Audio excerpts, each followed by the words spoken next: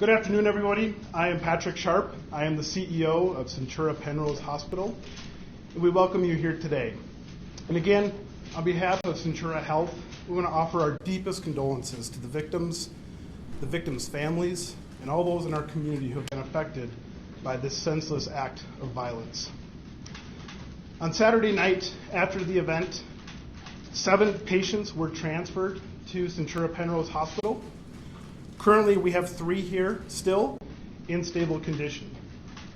One of those patients is Anthony. He has made the decision to speak to all of you and to give his story. He will be accompanied by his spouse, Jeremy. Again, thank you for coming to the Centura Penrose Hospital. And with that, I'll introduce Anthony and Jeremy.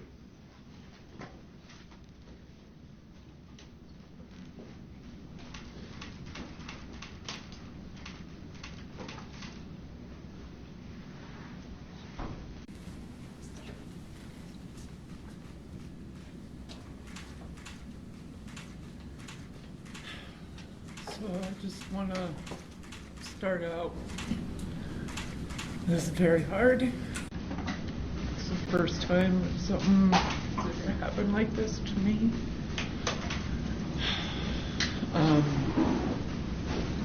But I just want to say that we are all strong.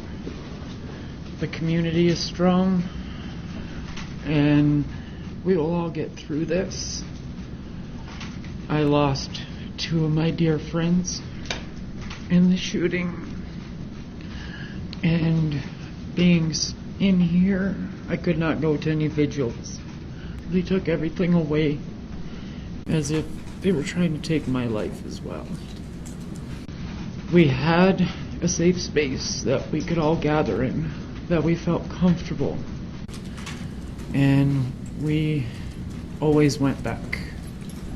Unfortunately, or luckily, Jeremy was not with me that night, or who knows what the situation would have been. But we're glad that I am here, and I want to send my apologies out and my sympathy to Derek and Daniel's family, and also to all of my friends that I consider family that have been affected by this in one way or another.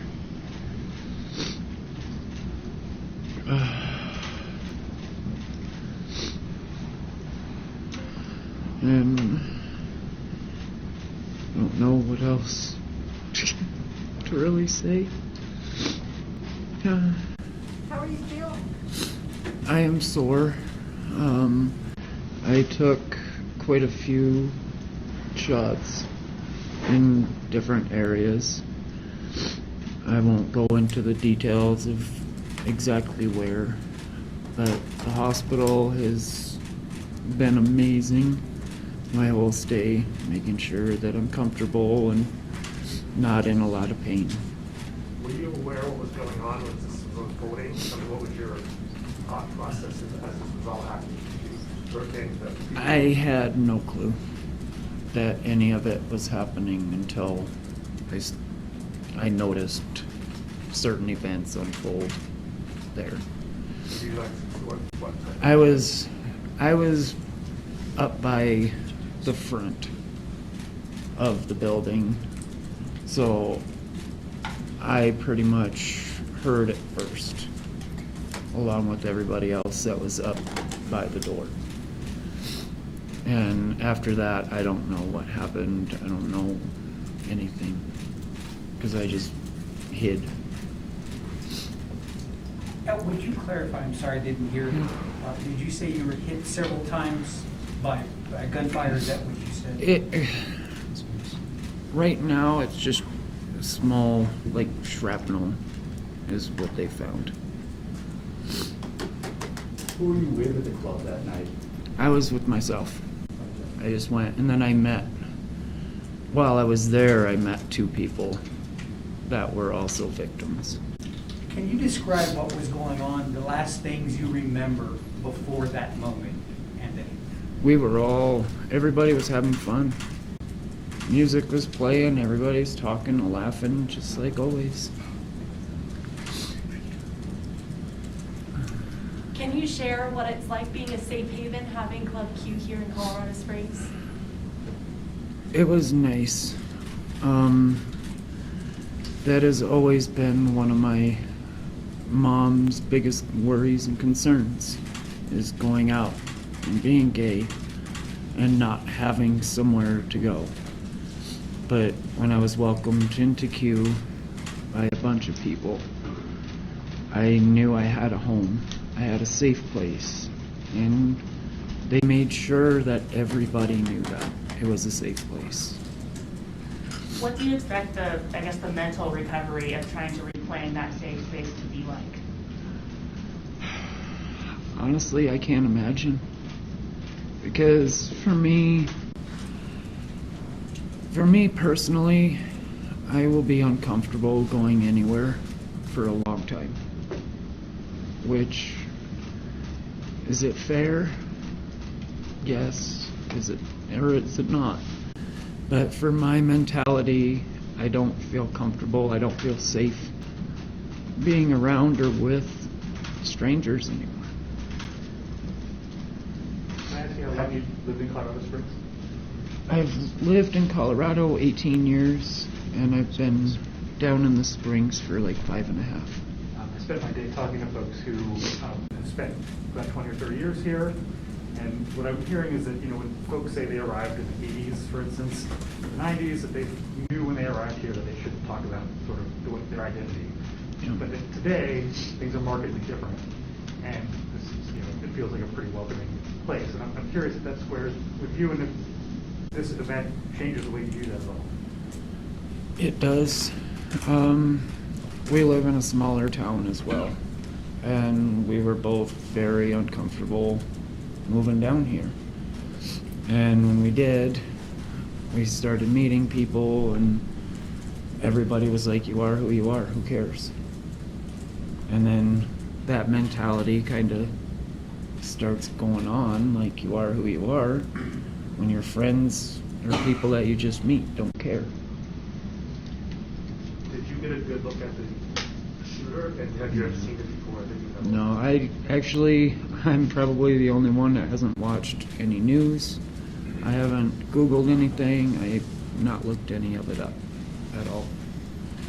What would you like to happen to the person accused of the shooting? That I don't know. As long as he gets the justice he deserves, is all. If you could say anything to the shooter, what would it be? I would probably say, why don't you meet somebody and get to know their true heart before passing judgment? Because he really did harm a lot of pure, true hearts that I don't know if they'll be the same. Did you say that you knew 2 of the people who died? Yes, I knew 2 of them. Did you say which 2 of them? I knew Derek and Daniel. You said you were hit by shrapnel. Yes. Can you share with us where you got hit, or how many times you got, how many places you got hit? Just in my rear end and my arm. That's it. Is there anything like you'd like to say to the individuals that helped take down this suspect at the time? Yeah, they're my hero. You guys that took him out are my hero. And I know I've seen you at the club a time or two. One of them, because I just saw his picture today. And just thank you from the bottom of my heart. Thank you. Have you ever seen the suspect at the club? I don't even know who he was or never saw him inside that night. Did you attempt to hide? You mentioned you may have blacked out when the shooting happened. Do you know where you landed, where you ran, or where did you hide? I just went up in a corner. just out of the way. Because I didn't want to be out in the middle of the floor. So, Would you please, I'm sorry, would you please clarify that? You said you ran and hid in a corner? Is that what you said? I didn't run. I kind of crawled over against the wall in the corner. Did you see the people subdue the gunman? No, No. no. What did you hear when you were hiding? When I was hiding, I heard nothing. It was all quiet so I don't know how quick or where they took the gunman down. Because nonetheless, I had just panic, fear. I wasn't trying to pay attention to anything going around me, just trying to focus on me. Anthony, you said you heard it. You said that you were in the front, you heard it. What did you hear? Can you describe that for us? I just heard the gunshots. And I don't recall how many or anything else, but there was the gunshots going off, and then I ended up falling. This has happened around the country dozens of times in the last couple of years. Have you ever thought before about how you would react to something like this happening? Have you ever felt like you could possibly in a situation as an No. active shooter? I never imagined anything like this. Because I've had a lot of, I guess, hope and pride in Club Q. That was my family, and that's what they have always stated, that this is your home, this is your safe haven, safe space. So that was the least of my worries and concerns. Why were you willing to come and talk to us today and share your story? To get the love out there, just to show that we are united, we are, no matter here or not, that we're here, and we are who we are. We all have hearts. We all love and care, just like every other one of you. And we're one person's child, just like your person's child, like your child could have been there, or could have been around. We're just spreading the love, is all I'm saying. We may be hurt, broken, and down right now, but we will be strong again. Do you have a sense of how close, the closest you were to the gunman? And did you get a good look at him at any point? I got no looks at him. How close were you? I was probably from me to you, maybe 20 foot or so. But I wasn't expecting to be looking around or trying to find somebody. And how old are you? I'm in my early 40s. Did the suspect say anything at all? Did you hear him talking or saying anything at all? I didn't hear any talking at all. I just heard a few screams, and that was it. Any words that you heard among the screams? No, and it wasn't until later, after the officers got there, that I heard, he's over here, and that was it. Any words for the first responders that came to you and aided you and Just fellow? so much thanks to them as well. I know they were there extremely quick, and they started getting everybody out extremely quick as well, and taken to where they needed to go. And huge thanks. That's all I've been thanking hospital staff as well as first responders that we've been talking with. Were you Thank able to get out of the club on your own, or were you carried on the stretcher? How did that happen? I was walked out. I wasn't able to walk on my own.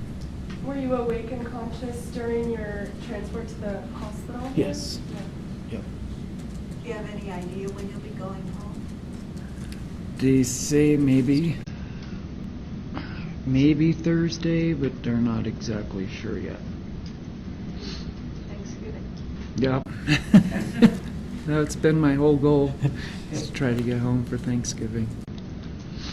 Have you required any kind of surgery for your treatment or? No surgeries or anything like that.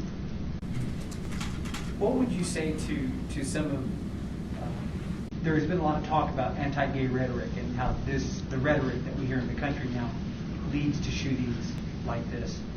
How would you respond to someone who talks about gay rhetoric? I would honestly, I say it's all like the negativity, and it's sad that it gets to someone's head like that, and it pushes them to where they want to feel like they need to take it out on somebody, and they just choose one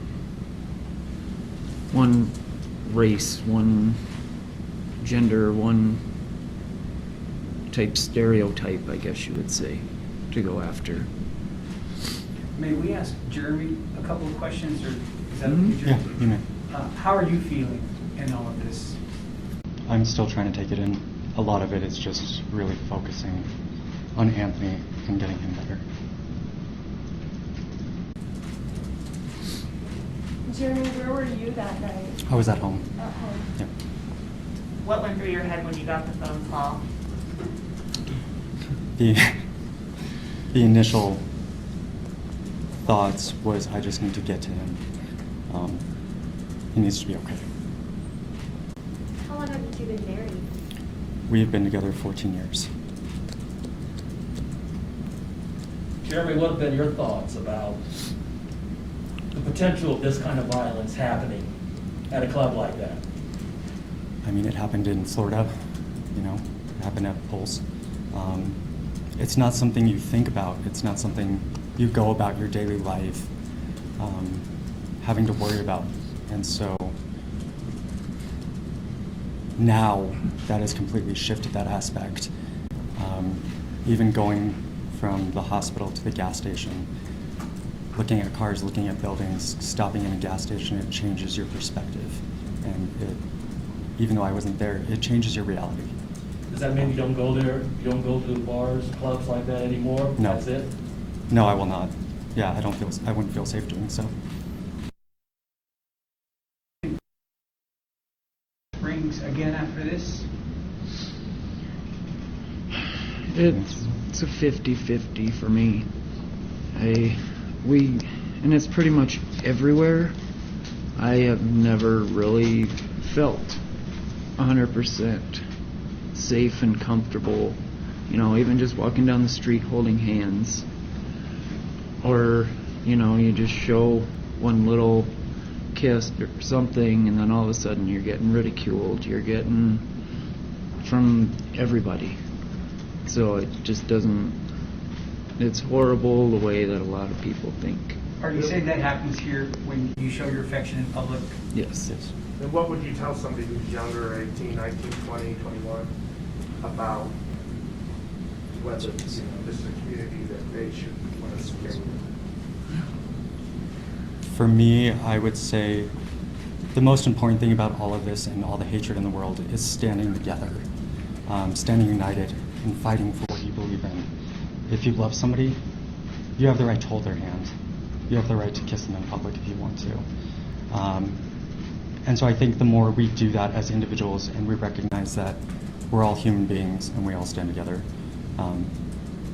that's really where the focus should be, and less on who it's with.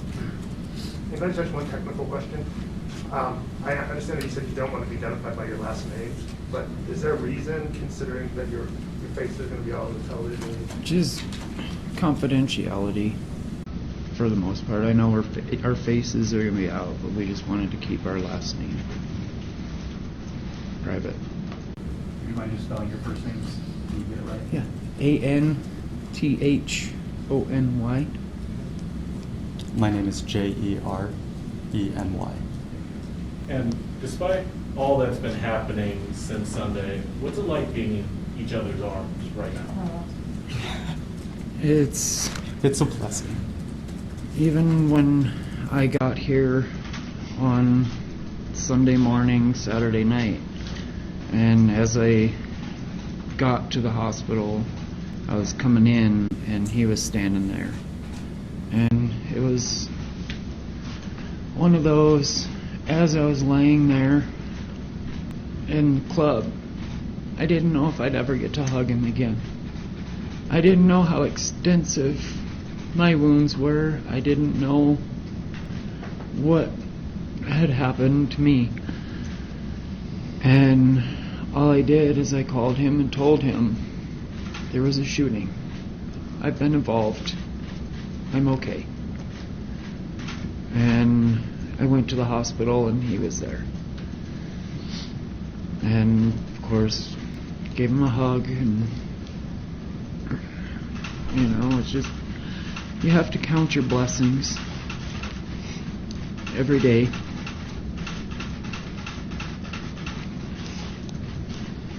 How'd you guys meet? Up in Denver at a bar. He up at Charlie's in Denver.